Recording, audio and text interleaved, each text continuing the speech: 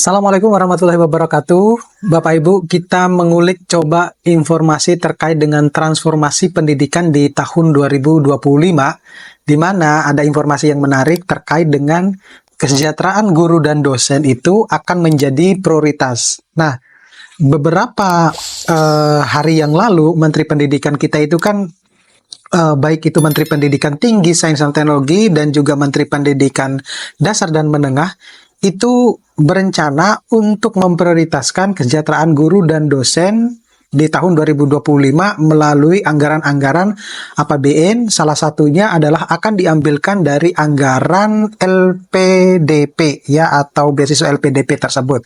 Karena mereka menilai bahwa anggaran LPDP itu saat ini khususnya untuk yang S2 maupun juga ada beberapa yang S3 itu sampai saat ini itu tidak memberikan efek besar, dampak besar ya, bukan berarti tidak ada, tetapi tidak memberikan dampak besar terhadap perkembangan pendidikan yang ada di Indonesia.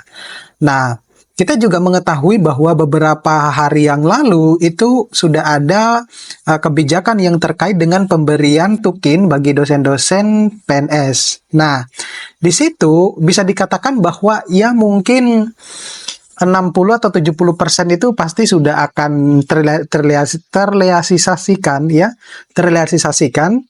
di mana mungkin selama ini yang menjadi kekhawatiran teman-teman dosen itu bahwa terutama yang di bawah naungan Kemendikbud ya, itu kok selama ini saya tidak pernah mendapatkan tukin. Tetapi Bapak Ibu, case-case yang semacam ini itu bukan hanya terjadi pada dosen-dosen di bawah naungan Kemendikbud Ristek misalnya semacam itu. Karena di kementerian yang lain ada yang mereka juga mendapatkan tukin, kemudian mereka tidak mendapatkan sertifikasi Serdos meskipun mereka sudah tersertifikasi dan bahkan mereka memiliki kewajiban untuk melaporkan hasil LKD mereka di setiap semesternya. Jadi kita tidak bisa memandang suatu masalah itu hanya pada personal seseorang gitu. Tetapi di Indonesia itu masih banyak ratusan ribu, bahkan mungkin jutaan dosen dan ribuan universitas. Jadi kita tidak bisa memandang bahwa permasalahan yang hanya memandang satu orang atau beberapa kelompok gitu. Nah, itu yang terjadi. Nah, oleh karena itu Menteri Pendidikan itu berencana bahwa di tahun 2025 itu kesejahteraan guru dan dosen itu akan diprioritaskan. Karena mereka berpikir bahwa kalau misalnya kesejahteraan guru dan dosen diprioritaskan, maka mereka akan lebih fokus nih di dalam mendidik anak-anak didikannya gitu. Jadi kan seperti kita ketahui bahwa kesejahteraan guru dan dosen itu kan masih sangat di bawah jauh dari standar. Sehingga terutama untuk guru-guru dan bahkan beberapa dosen juga itu ya, itu akhirnya mencari pekerjaan sampingan untuk bisa survive ya. Nah, itu yang kemudian menjadi fokusnya terpecah antara mencari nafkah untuk keluarganya, di sisi yang lain juga harus mendidik. Jadi tidak terfokus. Kemudian di sisi yang lain akan terjadi pergeseran universitas ke ekosistem penelitian, di mana dinilai bahwa ekosistem penelitian di Indonesia itu belum memadai atau belum mencukupi. Bahkan dari segi pendanaan pun itu masih sangat kurang. Nah, oleh karena itu melalui Kementerian Pendidikan bersama dengan Presiden terbaru itu berkomitmen untuk meningkatkan kualitas pendidikan di Indonesia itu dengan terus diperkuat, terutama sepanjang masa jabatan Presiden yang terbaru ya, di mana di tahun nanti anggaran 2025 itu pemerintah melalui Kementerian Pendidikan, baik itu Menteri Pendidikan Sains dan Teknologi dan juga Menteri Pendidikan Dasar dan Menengah, itu akan menerima tambahan anggaran ya. Tambahan anggaran ini cukup besar. Nah, kalau kita mengutip dari beberapa informasi di sosial media, itu salah satunya mungkin akan ditelaah ulang LPDP itu ya, seberapa besar efeknya, dampaknya ketika mereka teman-teman yang mendapatkan LPDP itu, beasiswa LPDP itu, apakah sudah memberikan kontribusi yang besar terhadap kemajuan pendidikan di Indonesia. Nah, kalau misalnya dinilai bahwa ini masih belum bisa memberikan dampak yang besar, mungkin anggaran dari LPDP itu mungkin akan disisihkan atau akan dialokasikan ke sebagian untuk kesejahteraan guru dan dosen. Nah, anggaran tambahan ini itu akan disampaikan ya sudah disampaikan di menterian yang baru ini yang akan dilaksanakan secara khusus untuk meningkatkan kesejahteraan guru dan dosen serta mendukung revitalisasi sarana dan prasarana pendidikan. Nah, ini jadi kita tidak hanya bisa berfokus kepada pencapaian atau jumlah yang akan diterima oleh guru dan dosen, tetapi juga fasilitas itu penting Bapak Ibu ya. Jadi kalau kita bandingkan ya antara PTS sama PTN ataupun sekolah menengah, perguruan sekolah negeri maupun sekolah swasta itu kalau dilihat dari segi fasilitasnya itu sangat gapnya terlalu jauh, sangat jomplang sekali, sehingga untuk bisa menghasilkan suatu luaran pendidikan yang baik itu juga harus ditunjang dengan fasilitas yang baik. Contoh misalnya, ada yang mengklaim bahwa universitas saya itu adalah universitas yang fasilitasnya bagus misalnya. Ternyata ketika mahasiswa sudah terperangkap di dalam iklan semacam itu, ternyata kok dilihat bahwa kok fasilitas laboratoriumnya seperti ini, fasilitas sekolahnya kok seperti ini, itu yang akan menjadi kemudian akan menjadi pertimbangan untuk calon-calon siswa ataupun mahasiswa di berikutnya.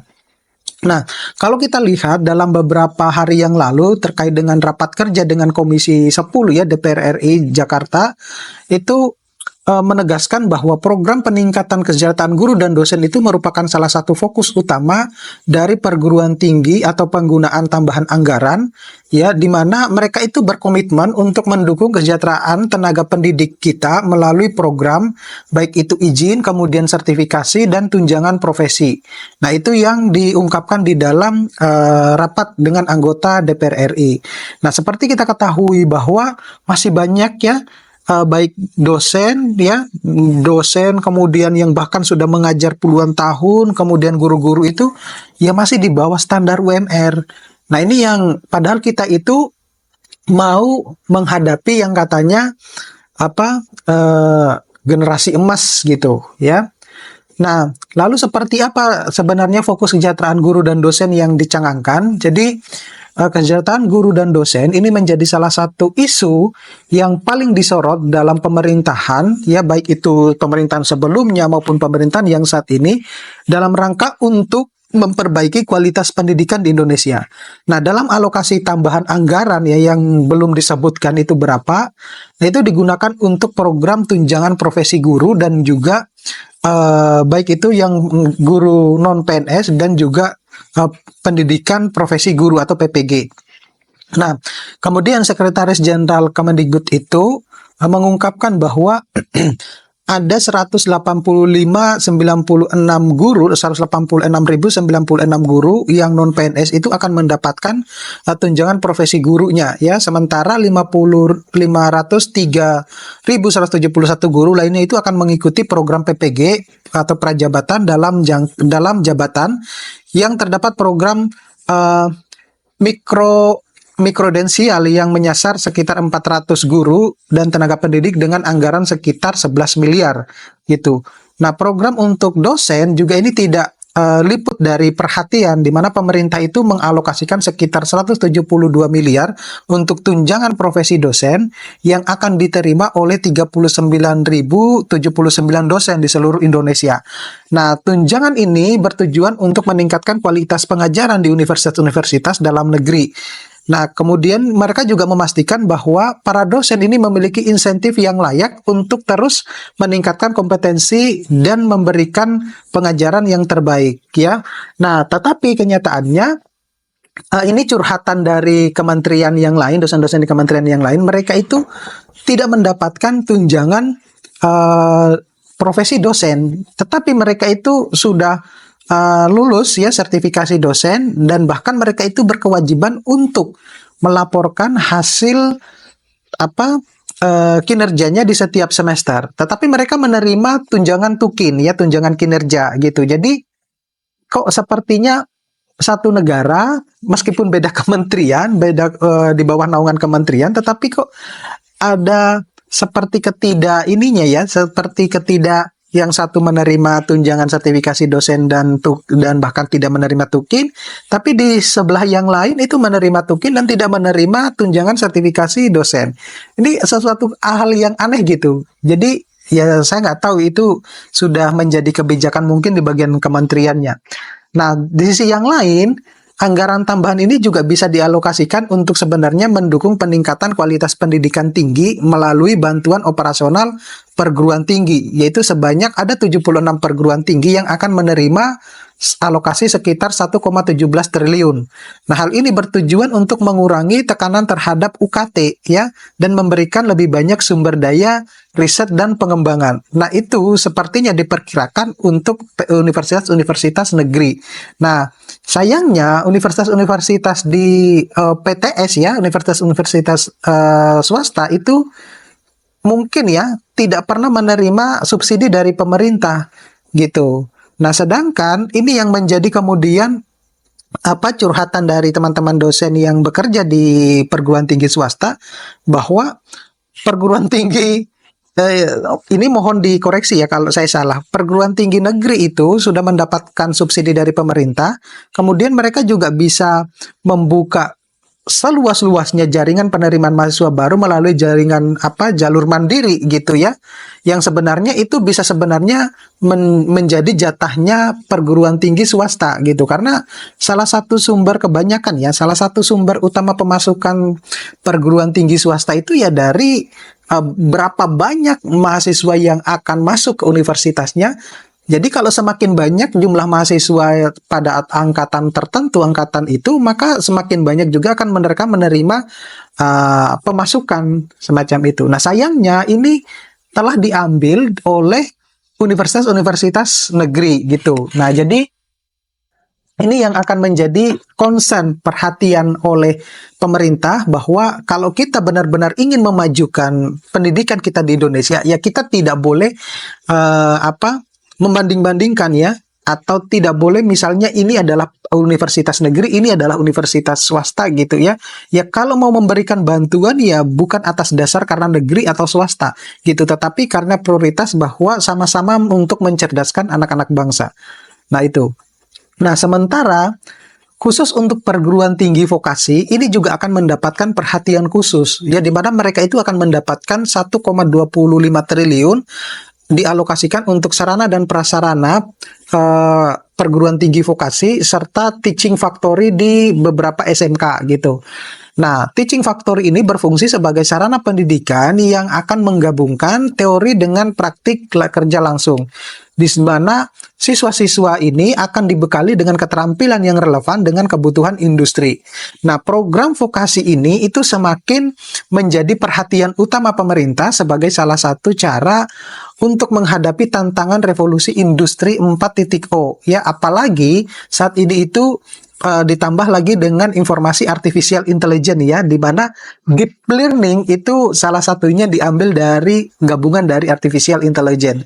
Nah, melihat bahwa pendidikan vokasi itu merupakan salah satu kunci dalam menciptakan sumber daya manusia yang siap bersaing di pasar global, maka kementerian itu berkomitmen untuk memastikan bahwa pendidikan vokasi ini terus berkembang dan relevan dengan kebutuhan industri. Nah, oleh karena itu teaching factory di SMK itu akan semakin diperkuat dengan mewujudkan hal ini ya. Nah, bagaimana transformasi pendidikan di tahun 2025 menuju pendidikan yang berkualitas dan merata? Isunya seperti itu ya. Mudah-mudahan bahwa pendidikan kita itu di tahun 2025 itu akan menjadi merata gitu ya. Nah, dengan anggaran pendidikan nasional yang akan mencapai kurang lebih ya 772 triliun pada tahun 2025, ini meningkat dari 665 triliun di tahun 2024. Nah, pemerintah itu menegaskan bahwa keseriusannya dalam meningkatkan kualitas pendidikan itu tidak hanya melalui Kementerian Pendidikan saja ya, melalui pengolahan anggaran pendidikan juga bisa dilakukan melalui Kementerian Agama dan beberapa kementerian yang lainnya. Nah, pemerintah ini menekankan pentingnya mengelola anggaran pendidikan secara efisien dan tepat sasaran khususnya dalam rangka mendukung program prioritas pendidikan. Kemudian ini yang diharapkan bahwa dengan anggaran tersebut itu pendidikan di Indonesia itu akan menjadi lebih merata. Nah, menurut saya terutama fasilitas-fasilitas yang ada di Indonesia bagian timur misalnya ataupun di bagian Indonesia yang 3T itu yaitu mungkin harus diprioritaskan ya. Nah, program prioritas pendidikan pemerintah untuk tahun 2025 itu memiliki beberapa sektor ya, seperti misalnya pendidikan anak usia dini, kemudian wajib belajar 12 tahun, kemudian pengajuan bahasa ya, pemajuan bahasa dan kebudayaan, serta peningkatan kualitas pengajaran. Nah, berbicara tentang peningkatan kualitas pengajaran, salah satunya adalah harus ditingkatkan kesejahteraan guru dan dosennya. Nah, pemerintah ini juga akan menargetkan dukungan untuk pendidikan tinggi, pendidikan vokasi, dan manajemen pendidikan yang lebih efisien. Nah, kalau kita lihat dari rapat anggota Komisi 10 beberapa hari yang lalu, itu memberikan apresiasi atas langkah sebenarnya kementerian dalam mengalokasikan anggaran tambahan tersebut.